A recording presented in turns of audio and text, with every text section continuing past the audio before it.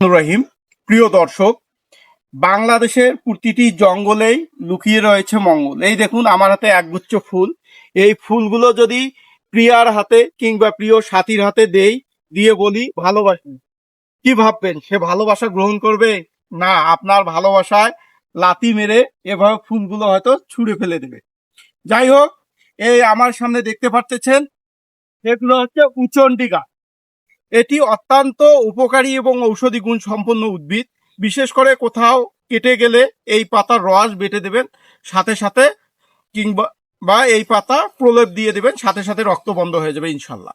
যাই হোক, এর আরো অসংখ্য উপকারী দিক রয়েছে। বিশেষ করে এটি কুষ্ঠরোগীর জন্য অত্যন্ত উপকারী একটি উদ্ভিদ এবং ক্ষত এবং ঘা সারাতে এর কোনো জুড়ি নেই।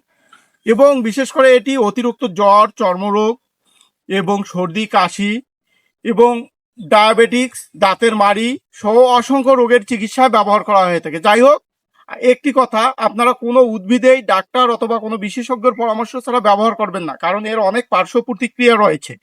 সবাই ভালো থাকবেন, সুস্থ থাকবেন, আর সবুজ প্রকৃতির সাথেই থাকবেন। আল্লাহ হাফেজ।